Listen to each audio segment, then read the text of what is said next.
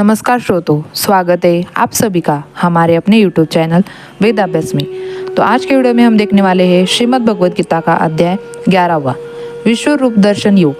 अर्जुन ने कहा, मुझ पर कृपा करने के लिए आपने जो परम गोपनीय आध्यात्मिक विषय ज्ञान दिया है, उस उपदेश से मेरा यह मोह दूर हो गया है। हे कमल नयन, मैंने आपसे समस्त सृष्टि की उत्पत्ति तथा प्रलय और आपकी अविनाशी महिमा का भी वर्णन विस्तार से सुना है। हे परमेश्वर, इस प्रकार यह जैसे आपके द्वारा वर्णित आपका वास्तविक रूप में वैसे ही देख रहा हूँ, किंतु हे पुरुषोत्तम, मैं आपके ऐश्वर्य रूप से मैं प्रत्यक्ष दर्शन करना चाहता हूँ। हे प्रभु, यदि आप उचित मानते हैं कि आपके उस रूप को देखने में समर्थ हूँ, तब हे योगेश्वर, आप कृपा करके मुझे अपने अविनाशी विश्व रूप में दर्शन दीजिए। श्री भगवान ने कहा, हे पार्थ, अब तू मेरे सैकड़ों हजारों अनेक प्रकार के अलौकिक रूपों को भी और उनके अनेक प्रकार के रंगों वाले आकृतियों को भी देख। हे वरश्रेष्ठ अर्जुन, तू मुझ में अदिति के 12 पुत्रों को, 8 वसुओं को, 11 रुद्रों को, दोनों अविनाशी कुमारों को, उन 4 मारुतगणों को और इनके पहले कभी भी किसी के द्वारा न देखे हुए उन अनेकों आश्चर्यजनक रूपों को भी देख। हे अर्जुन, तू मेरे इस शरीर के एक स्थान में चर अचर सृष्टि सहित संपूर्ण ब्रह्मांडों को देख, और अन्य कुछ भी तू देखना चाहता है तो उन्हें भी देख, किंतु तू अपनी इन आंखों की दृष्टि से मेरे इस रूपों को देखने में निश्चित रूप से समर्थ नहीं है। इसलिए मैं तुझे अलौकिक दृष्टि देता हूँ, जिससे तू मेरी इस ईश्वरीय योग शक्ति को देख सकता है। संजय ने कहा, हे राजन, इस प्रकार कहकर परम शक्तिशाली योगी भगवान श्री कृष्ण ने अर्जुन को अपना परम ऐश्वर्य युक्त अलौकिक विश्व रूप दिखलाया। इस विश्व रूप ने अनेकों मुंह, अनेकों आंखें, अनेकों आश्चर्यजनक दिव्य आभूषणों से युक्त, अनेकों दिव्य शक्तों से उठाए हुए दिव्य मालाएं, वस्त्र को धारण किए हुए, दिव्य गंध को अनुपलेन किए हुए, सभी प्रकार के आश्चर्यपूर्वक प्रकार से युक्त, असमी और सभी दिशाओं के मुक्त किए हुए सर्वव्यापी परमेश्वर को अर्जुन ने देखा। यदि आकाश में 1000 सूर्य एक साथ उदय हो जाए तो उनके उत्पन्न होने वाला वह प्रकाश भी उस सर्वव्यापी परमेश्वर के प्रकाश की शायद ही समानता कर सकते हैं। पांडुपुत्र अर्जुन ने कहा, उस समय अनेक प्रकार के अलग अलग संपूर्ण ब्रह्मांडों को सभी देवताओं के भगवान श्री कृष्ण ने उस शरीर के एक स्थान में स्थित किया था।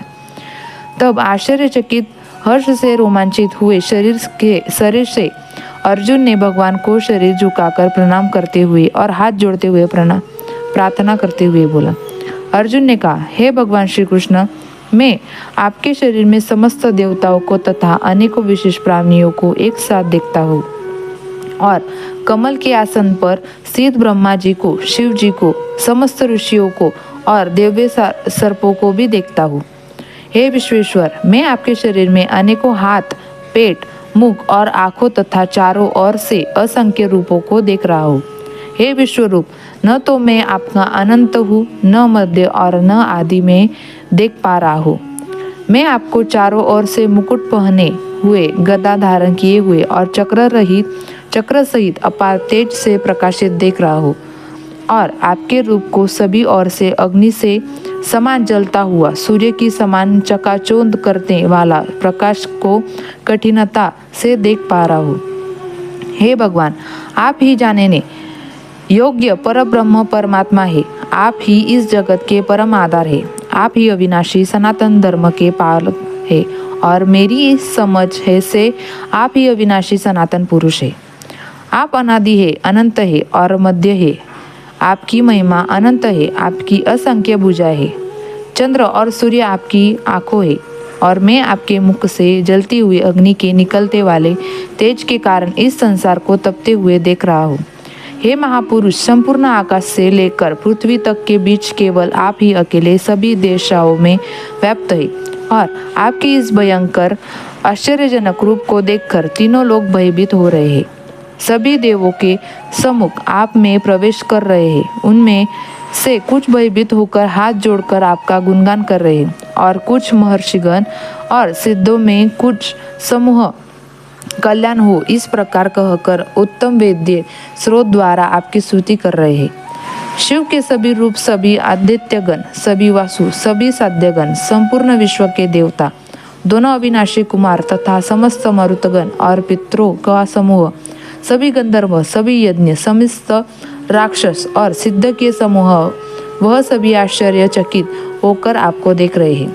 हे महाबाहु, आपके मुख, आपके आंखें, अनेकों हाथ, जंघा, पैरों, अनेकों पेट और अनेकों दांतों के कारण विराट रूप को देखकर सभी लोग व्याकुल हो रहे और उनकी तरह मैं भी व्याकुल हो रहा हूँ। हे विष्णु, आकर आकाश के स्पर्श करता हुआ अनेकों प्रकाशमान रंगों से युक्त मुख को फैलाए हुए और आपकी चमकती हुई बड़ी बड़ी आंखों को देखकर मेरे मन भयभीत हो रहा है। मैं ना तो धैर्य धारण कर पा रहा हूँ और न ही शांति को प्राप्त कर पा रहा हूँ। इस प्रकार दांतों के कारण विकराल और प्रलयंकारी की अग्नि में समान आपके मुखों को देखकर मैं आपकी न तो कोई दिशा को जान पा रहा हूँ और न ही सुख प्राप्त पा रहा हूँ। इसलिए हे देवेश, हे जगन्निवास, आप मुझ पर प्रसन्न हो। धृतराष्ट्र के सभी पुत्र, अपने समस्त सहायक वीर राजाओं के सभी तथा पितामह भीष्म, द्रोणाचार्य, सूत पुत्र कर्ण और हमारे पक्ष के भी प्रधान युद्ध भी आपके भयानक दांतों वाले विकराल मुख के तेज से प्रवेश कर रहे हैं और उनमें से कुछ तो दांतों के दोनों शिरों के बीच में फंसकर चूर्ण होते हुए दिखाई दे रहे हैं। जिस प्रकार नदियों के अनेकों जल धाराएं बड़े वेग से समुद्र की ओर दौड़ती हुई प्रवेश करती है, उसी प्रकार सभी मनुष्य लोक के वीर योद्धा भी आपके आग उगलते हुए मुखों के प्रवेश कर रहे हैं। जिस प्रकार पतंगे अपने विनाश के लिए जलती हुई अविनाश की अग्नि में बड़ी तेजी से प्रवेश करती है, उसी प्रकार यह सभी लोग भी अपने विनाश के लिए बहुत तेजी से अपने मुखों में प्रवेश कर रहे हैं। हे विश्वव्यापी भगवान, आप उन समस्त लोगों को जलते हुए सभी मुखों द्वारा निगलते हुए सभी ओर से चाट रहे हैं और अपने भयंकर तेज प्रकार की किरणें संपूर्ण ब्रह्मांड को आच्छादित करते हुए झुलसा रहे हैं। हे सभी देवताओं में श्रेष्ठ, कृपा करके आप मुझे बतलाए कि आप इतने भयानक रूप वाले कौन हैं। मैं आपको नमस्कार करता हूँ, आप मुझे पर प्रसन्न हो। आप ही निश्चित रूप से आदि भगवान हैं। मैं आपको विशेष रूप से जानता हूँ क्योंकि मैं आपको स्वभाव को नहीं जानता हूँ। श्री भगवान ने कहा, मैं इस संपूर्ण संसार का नष्ट करने वाला महाकाल हूँ। इस समय इन समस्त प्राणियों का नाश करने के लिए लगा हुआ हूँ। यहाँ स्थित सभी विश्वव्यापी पक्ष के योद्धा तेरे युद्ध न करने पर भी भविष्य में नहीं रहेंगे। हे सव्यसाची, इसलिए तू यश को प्राप्त करने के लिए युद्ध करने के लिए खड़ा हो और शत्रुओं को जीतकर सुख संबंध राज्य का भोग कर।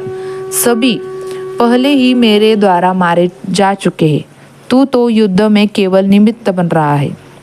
द्रोण, भीष्म, जयद्रथ, कर्ण और भी अन्य मेरे द्वारा मारे हुए इन महायोद्धाओं से तू बिना किसी भय से विचलित हुए युद्ध कर। इस युद्ध में तू भी निश्चित रूप से शत्रुओं को ही जीतेगा। संजय ने कहा, भगवान इन वचनों को सुनकर अर्जुन ने हाथ जोड़कर बारंबार नमस्कार किया और फिर अत्यंत भय से कांपता हुआ प्रणाम करते हुए अरुद्ध स्वर से भगवान कृष्ण से बोला। अर्जुन ने कहा, हे अंतर्यामी प्रभु, यह उचित है कि आपके नाम के कीर्तन से संपूर्ण संसार अत्यंत हर्षित होकर आपके प्रिय अनुरक्त हो रहा है तथा आसुरी स्वभाव के प्राणी आपके भय के कारण इधर उधर भाग रहे हैं और सभी सिद्ध पुरुष आपको नमस्कार कर रहे हैं। हे महात्मा, यह सभी श्रेष्ठगण आपको नमस्कार करने क्यों न करे, क्योंकि आप ही ब्रह्मा हो भी उत्पन्न करने वाले हैं। हे अनंत, हे देवदेवी, हे जगत के आश्रय, आप अविनाशी समस्त कारणों के मूल कारण और पाप ही परमात्मा हो, परम तत्व हो। आप यदि देव सनातन पुरुष है, आप इस संसार के परम आश्रय है, आप जानने योग्य है तथा आप ही जानने वाले हैं। आप ही परम धाम है और आप ही द्वारा यह संसार अनंत रूपों के व्याप्त में है। आप वायु, यम, अग्नि, वरुण, चंद्रमा तथा सभी प्राणियों के पिता ब्रह्म भी है और आप ही ब्रह्म के पिता भी है।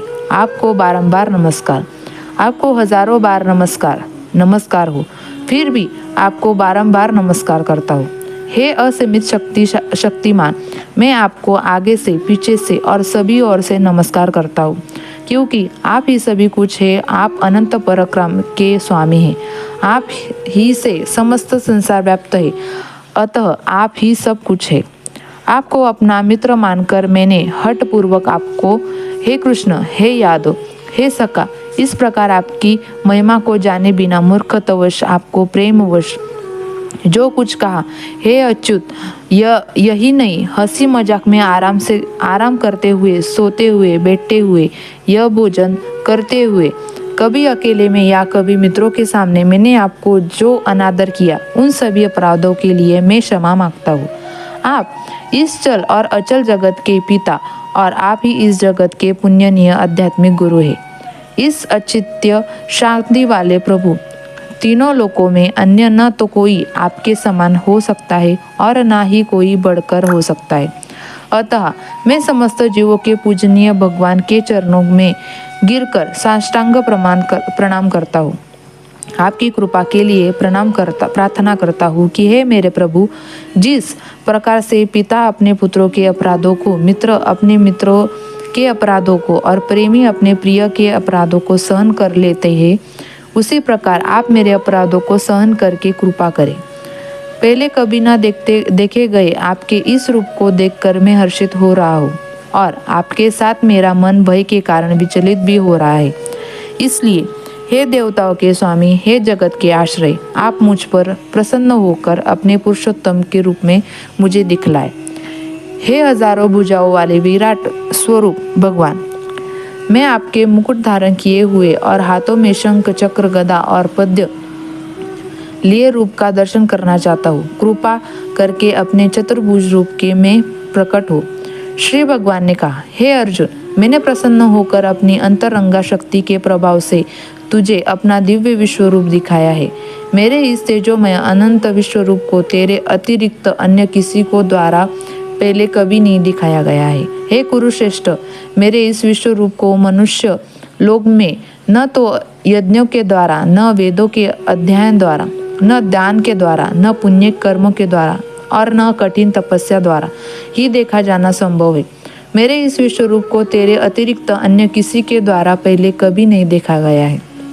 हे मेरे परम भक्त, तू मेरे इस विकराल रूप को देखकर न तो अधिक विचलित हो और न ही मोहग्रस्त हो। अब तू पुनः सभी चिंताओं से मुक्त होकर प्रसन्न चिंता से मेरे इस चतुर्भुज रूप को देख।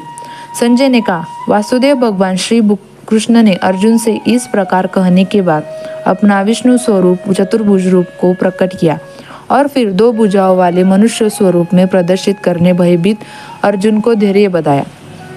अर्जुन ने कहा, हे जनार्दन, आपके इस अत्यंत सुंदर मनुष्य रूप को देखकर अब मैं स्थिर चिंतन हो गया हूँ और अपनी स्वाभाविक स्थिति को प्राप्त हो गया हूँ। श्री भगवान ने कहा, मेरा जो चतुर्भुज रूप तुमने देखा है, उसे देख पाना अत्यंत दुर्लभ है।